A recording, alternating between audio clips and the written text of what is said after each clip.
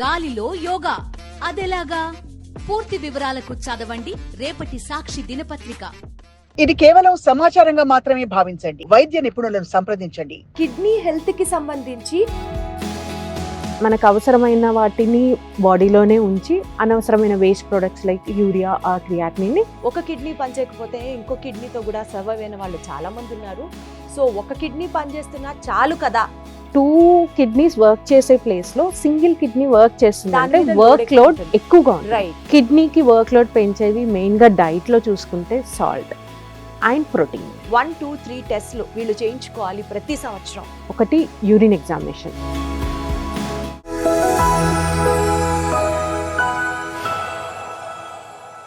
Hello everybody, అందరికీ నమస్కారం. Welcome to Sakshi life. తలనొప్పి వస్తే ఒక డోలో వేసుకోవాలి, జలుబు చేస్తే విక్స్ యాక్షన్ 650 వేసుకోవాలి. ఇలా చాలా చాలా చిన్న చిన్న ఇష్యూస్ గురించి ఇవాళ రేపటి రోజున సోషల్ మీడియాలో పెరిగిన అవేర్నెస్కి సంబంధించి అసలు సగం మంది యూట్యూబ్లోనే డాక్టర్స్ని వెళ్లకుండా డాక్టర్స్ని కలవకుండా సొంత వైద్యం చేసేసుకుంటున్నారు. సీన్ కట్ చేస్తే చాలా తక్కువ ఇన్ఫర్మేషన్ మనందరికీ కిడ్నీ హెల్త్ గురించి తెలుసు అంటే మాత్రం అది అతిశయోక్తి కాదు. ఏం తినాలి, కిడ్నీస్ ప్రాపర్గా ఫంక్షన్ చేయాలంటే ఎంత అమౌంట్స్ ఆఫ్ వాటర్ ఇన్పుట్ ఉండాలి, ఇలా కిడ్నీ ఫంక్షన్ డిసీజెస్కి మనం లోన్ అవ్వకుండా ఉండాలి అని అంటే ఎలాంటి కేర్ తీసుకోవాలి, ఇలాంటి అంశాలకి సంబంధించిన ఇన్ఫర్మేషన్ వాస్తవానికి మిగిలిన డిపార్ట్మెంట్స్కి మనకు తెలిసిన దాంతో పోలిస్తే చాలా చాలా చాలా తక్కువ. అయితే Asian institute of nephro urology ఐనో hospitals from Dilsukh Nagar హైదరాబాద్లో వీళ్ళు కిడ్నీ సమస్యలకి సంబంధించిన 1 స్టాప్ డెస్టినేషన్ అని చెప్పొచ్చు. బోత్ సర్జికల్గా కానీ లేకపోతే పేషెంట్ని చూసి నాన్ సర్జికల్ ప్రొసీజర్స్కి సంబంధించిన ట్రీట్మెంట్ విధానంలో కానీ నంబర్ 1 ఐనో హాస్పిటల్స్ నుంచి డాక్టర్ అనూష గారు, నెఫ్రాలజిస్ట్, మనతో ఈరోజు ఈ ప్రోగ్రాంలో జాయిన్ అవుతున్నారు. కిడ్నీ హెల్త్ గురించిన సమగ్ర సమాచారం ఆవిడని అడిగి తెలుసుకుందాం. హలో అనూష గారు, నమస్తే. నమస్తే అండి, ఎలా గుడ్ మార్నింగ్. బాగున్నాను. వెరీ గుడ్ మార్నింగ్ అండి. మేడం, కిడ్నీస్ అన్న వెంటనే యూజువల్గా అందరూ వాటర్ సరిగ్గా తాగితే చాలు, ఉప్పు తగ్గించి తింటే చాలు, ఇంకా కిడ్నీలు అవే సూపర్గా పనిచేస్తాయిలే అన్నొక నోషన్లో ఉంటారు. చాలా అవేర్నెస్ తక్కువనే చెప్పొచ్చు. సో అసలు కిడ్నీ హెల్త్కి సంబంధించి ప్రైమ్ రెస్పాన్సిబిలిటీస్ మనం ఏం జాగ్రత్తలు తీసుకోవాలి and how do kidneys function properly? Kidneys ఎందుకు ఇంపార్టెంట్ అనేది when we get to know will be able to take care of them properly. అసలు కిడ్నీస్ పనితనం ఏంటి? అందరికీ తెలిసినట్టుగా మన బాడీలో ఇన్ జనరల్గా 2 కిడ్నీస్ ఉంటాయి. ఆ కిడ్నీస్లో ఫంక్షన్ యూనిట్స్ని నెఫ్రాన్ అంటాం. ఒక్కొక్క కిడ్నీలో మిలియన్స్ ఆఫ్ నెఫ్రాన్స్ ఉంటాయి. నెఫ్రాన్లో పర్టికులర్గా ఒక జల్లెడలాగా ఉండే ఫిల్టరింగ్ పార్ట్ ఉంటుంది, దాన్ని గ్లోమెరులై అంటాం. సో దాని మెయిన్ పని ఏంటంటే filtration. So main kidneys what they do is they filter the blood. అంటే మనకు అవసరమైన వాటిని బాడీలోనే ఉంచి అనవసరమైన వేస్ట్ ప్రొడక్ట్స్ లైక్ యూరియా ఆ క్రియాటినిన్ యూరిన్ ద్వారా పంపించేస్తారు. ఇది first and foremost important function of the kidney. So దానివల్ల మనకి కిడ్నీస్ ఏం మెయింటైన్ చేస్తాయంటే బాడీలో ఫ్లూయిడ్ మేనేజ్మెంట్, అంటే ఎంత వాటర్ ఉండాలి. ఇప్పుడు ఒకవేళ కిడ్నీస్ సరిగా పనిచేయట్లేదు అనుకోండి, యూరిన్లో పోవాల్సిన ఫ్లూయిడ్ అనేది వెళ్ళకపోతే ఫ్లూయిడ్ మన బాడీలోనే ఉండిపోవడం వల్ల కాళ్ళవాపులు, మొహం వాపు ఇలాంటివి జరుగుతాయి. అండ్ నాట్ ఓన్లీ ఫ్లూయిడ్, దాంతోపాటు ఎలక్ట్రోలైట్స్ అంటే sodium, potassium, chloride, calcium, magnesium, so many electrolytes balance కూడా కిడ్నీస్ అనేది మెయిన్ ఇంపార్టెంట్ రోల్ కిడ్నీస్ చేస్తాయి. అలాగే యాసిడ్ శాతం, యాసిడ్ బ్యాలెన్స్ అంటాం. మన బాడీలో ఉండాల్సిన యాసిడ్ బ్యాలెన్స్లో అది మెయింటైన్ చేయడానికి మెయిన్ ఆర్గానిజం ఈజ్ కిడ్నీ. అంటే pH బ్యాలెన్స్ కోసం normal pH is 7.35 to 7.45. So అదే రేంజ్ లో మనకి మెయింటైన్ చేయడానికి kidney is the main element. So second కొంచెం పార్ట్ ఆఫ్ ద లంగ్స్ కూడా ఇన్వాల్వ్మెంట్ ఉంటుంది. సో అలాగే so many hormones will be produced by the kidney. So only మనకు తెలిసినంత వరకు ఓన్లీ వాటర్, ఎలక్ట్రోలైట్స్ వరకే కిడ్నీ పనితనం అనుకుంటాం. అది కాకుండా it is far more then the water and electrolytes. కొన్ని హార్మోన్స్ వల్ల మన శరీరంలో బ్లడ్ ప్రెషర్ మెయింటెనెన్స్కి అండ్ హిమోగ్లోబిన్ రక్తం ప్రొడక్షన్కి, ఆర్బీసీ ప్రొడక్షన్కి, వీటన్నిటికీ అండ్ వైటమిన్ డి కన్వర్షన్స్కి, వీటన్నిటికీ కావాల్సిన హార్మోన్స్ అనేది కిడ్నీ లెవెల్లో వర్క్ చేస్తాయి. విన్నారా?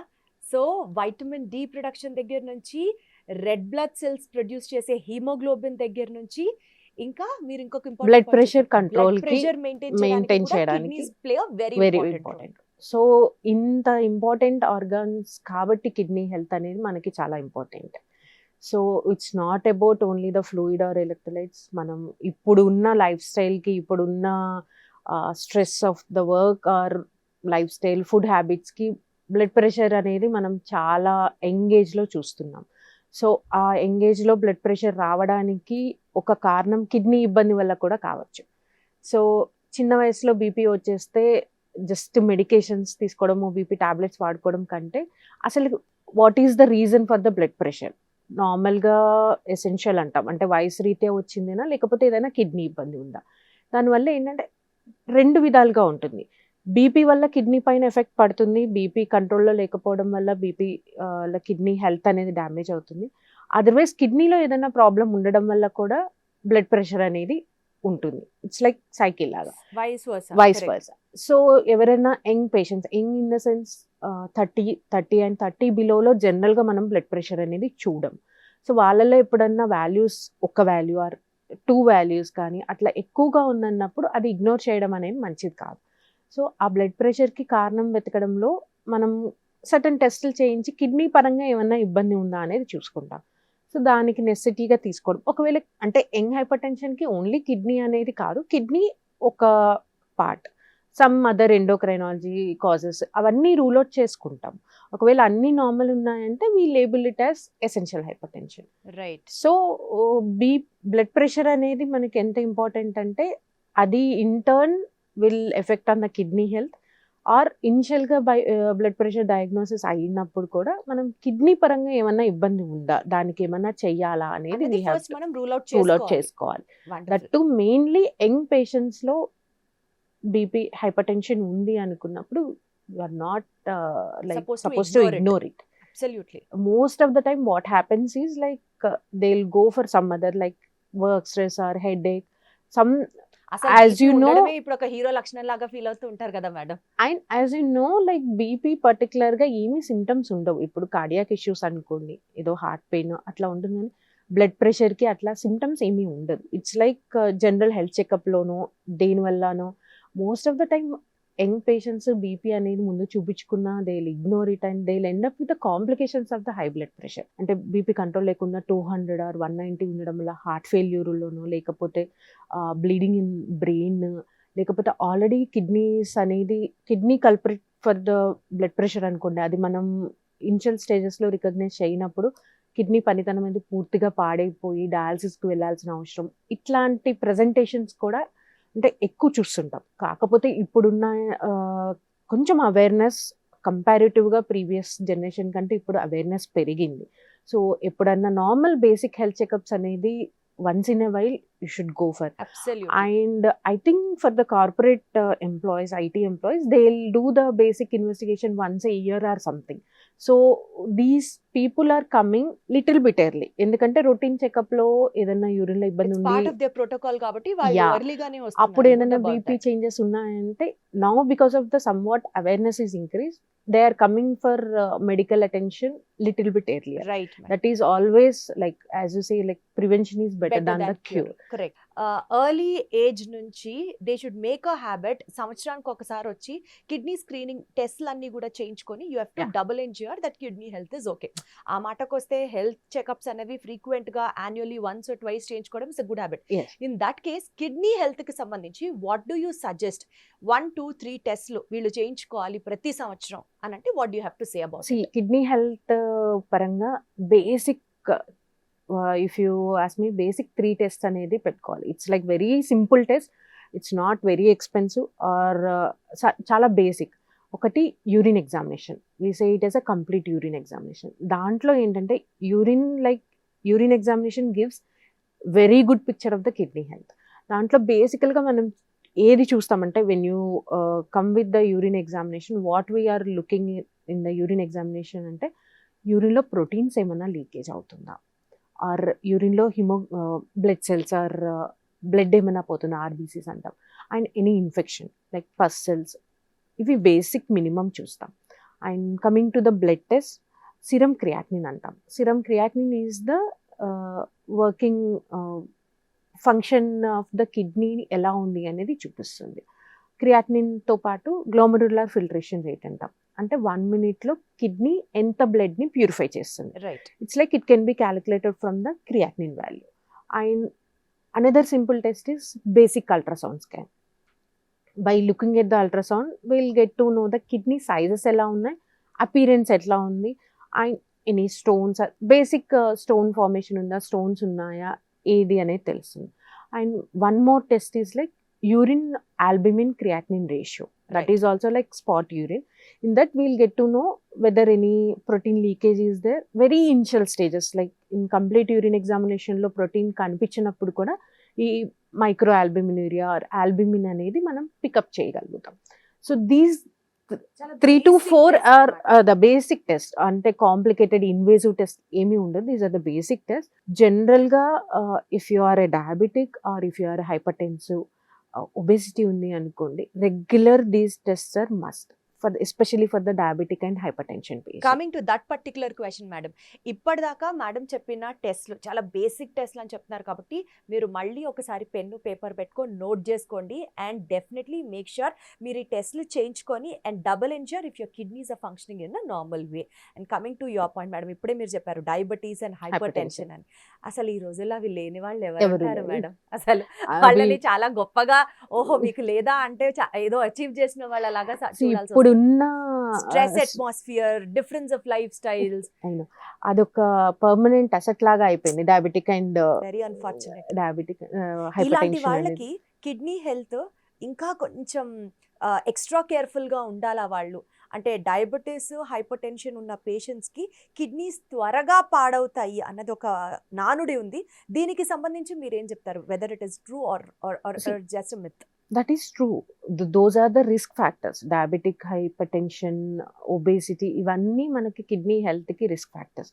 సో ఇప్పుడు ప్రీవియస్ జనరేషన్తో కంపేర్ చేస్తే ఇప్పుడున్న habits, food habits and lifestyle and this thing work stress and all those things వల్ల ప్రీవియస్ పాపులేషన్లో చూసిన దానికంటే very young people are getting diagnosed with the BP కానీ డయాబెటిక్ కానీ ఎంగేజ్లో ఉంటుంది. ఇప్పుడు సపోజ్ మీకు బీపీ కానీ షుగర్ కానీ ఒక 50 yearsలో వచ్చింది అనుకోండి, 50 years నుండి life expectancy take it as 70 years. So you'll be living with the BP or hypertension for 20 years. But ఇప్పుడు ఏమైందంటే షిఫ్టింగ్ ద 50 years నుండి 30 yearsకే డయాగ్నోసిస్ అనేది, అంటే వాళ్ళు they are getting affected with the diabetes and hypertension. ఇప్పుడు మీరు చూసుకుంటే they have to live with these diabetic and hypertension for 40 years. So ఇక్కడ మనకి ఏంటంటే 40 years అనేది చాలా లాంగ్ డ్యూరేషన్. అండ్ మీరు ఇనిషియల్ స్టేజెస్లో కనుక షుగర్ ట్రీట్మెంట్ తీసుకోవడంలో డిలే అయినా, షుగర్ ట్రీట్మెంట్ ఇప్పుడు young people are most of them are ignoring it. And regular follow up and control అనేది ఎంత ఇంపార్టెంట్ అనేది they are not getting it. ఇప్పుడు ఇనిషియల్ స్టేజెస్లో కనుక షుగర్ కంట్రోల్లో లేదనుకోండి, షుగర్ ఎక్కువ ఉండడాన్ని హైపర్గ్లైసిమియా అంటాం. అది ఎలా ఎఫెక్ట్ చేస్తుందంటే hyperglycaemia is very bad for whole body health. It's not about only kidneys. It will affect the brain, it will affect the heart and everything. Like you name it, it will affect the organs like nervous system and everything. So initial stages లో కనుక glucose కంట్రోల్లో లేకపోతే ఆ హైపర్గ్లైసిమియాలో oxidative stress అంటాం. దానివల్ల blood vessel, microvascular లెవెల్లో damage జరగడము. And మీకు ప్రీవియస్గా కిడ్నీలో చెప్పినట్టుగా ఒక ఫిల్టరేషన్ ఉంటుంది జల్లెడ్ లాగా, గ్లోమరులస్. అదేంటంటే వేస్ట్ ప్రొడక్ట్స్ మాత్రమే యూరిన్లో పంపిస్తుంది. ప్రోటీన్ అనేది మనకి అవసరం, ఆల్బుమిన్ ప్రోటీన్ మనకు అవసరం కాబట్టి జనరల్గా ఆల్బుమిన్ అనేది యూరిన్లో నార్మల్ హెల్దీ పీపుల్లో కనిపించదు. So whenever the sugar is not under control or hyperglycaemia ఎక్కువ ఉండడం వల్ల ఆల్బుమిన్ అనేది యూరిన్లో లీకేజ్ కనిపిస్తుంది. గ్లోమరులర్లో జల్లెడ్ లాగా ఉంటుంది, సీవింగ్ ఉంటుంది. వాట్ ఇట్ కాజ్ హైపర్గ్లైసిమియా అనేది ఆ పోర్ సైజ్, అంటే జల్లెడ రంధ్రం సైజ్ని పెంచడం వల్ల ఆల్బుమిన్ అనేది యూరిన్లో కనిపిస్తుంది.